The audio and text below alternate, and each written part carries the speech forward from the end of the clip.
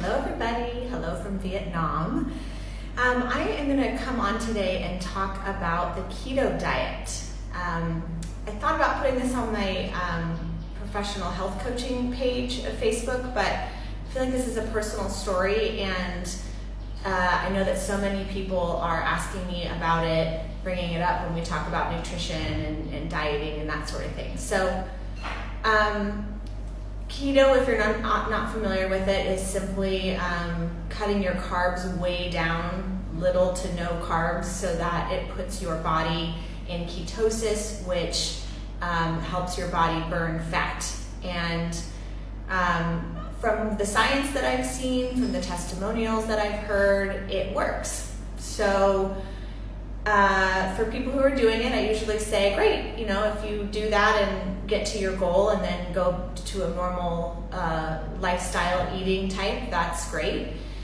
But the reason that I don't do it myself and that I don't teach it to anybody is because of an experience long ago. I was married. You might not know that. And my now ex-husband started doing some bodybuilding, amateur bodybuilding shows while we were together. And before, he was a normal, healthy, just gym goer, runner, whatever. And then he started taking her hormones and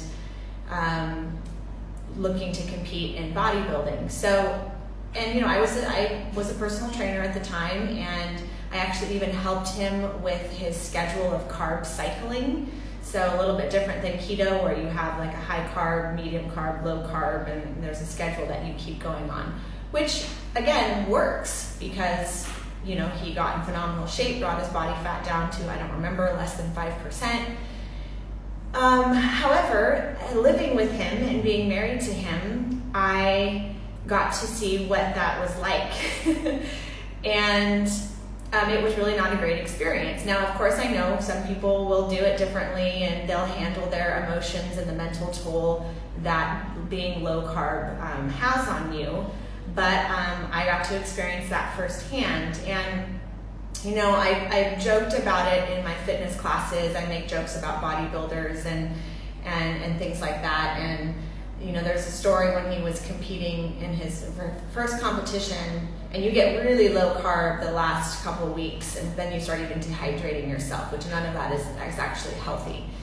And apparently, I wasn't with him, but apparently he drove into a McDonald's drive-thru, ordered a bunch of food, and while he was waiting in the line to pay and get it, he realized he didn't want to do this, so he four-wheeled it in his Honda CRV over the landscaping and then went straight to Raley's or whatever it was, Ralph's grocery store, went into the cookie aisle, grabbed a bunch of cookies, opened them, stuffed them in his mouth, and then spit them on the floor. And, you can laugh and you can tell that story and it's, it's kind of funny, but he literally was having these episodes, and even more so, not just his first time of competing, I would have to lock up my carbs because, I'd have crackers or bread or something around, and I would have to put them in a duffel bag, and we had a padlock for the duffel bag. And one night, there was our little group of friends called him Midnight Bob, which is not his name, but Midnight Bob was his alter ego that would wake up super hungry, walk out into the kitchen without even knowing what was going on. And one night he freaking wrestled that duffel bag open and tore it and got the carbs and ate them. And then of course he was mad at me because I didn't lock them up sufficiently. So, one, that's reasons why he's like my ex-husband.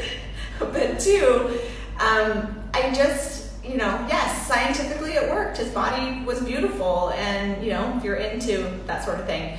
And yes, it works for people doing keto and they're dropping weight. And, so I think you really have to look at the mental toll that these things take. And body dysmorphia is when you look in the mirror and, anorexic is kind of this, a type of that, where you look in the mirror and you're not seeing what's going on.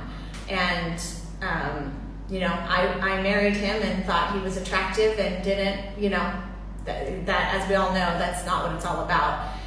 So I just encourage you to, if you're going to do it, make sure that you consult with someone that knows what they're doing with educating, which is not me, on how to safely do that, and tips and tricks on how to handle a mental crisis that you might have, because again, your brain feeds on sugar and carbohydrates. So when you get to that no sugar in your body, that's when the brain starts to do some interesting chemical reactions. And I don't even know, again, the science of that. So that's why I don't do it. That's why I stick with my 30 Days to Healthy Living program, which is a lifestyle that I've led for 9 years. And yes, I actually was gonna show you my banh mi sandwich that I just ate for breakfast. I don't normally eat sandwiches, but oh my God, these banh mi in Vietnam are so good. And I try to keep saying I'm gonna eat half and save the other half for later. I just shoved the whole thing in my mouth, and I even thought it would be good for this video to, jokingly have some carbs, but they're already in my belly. So anyway, thanks for tuning in. And if you have any thoughts or comments or questions, please leave them below. I'd love to have a dialogue about it. Take care.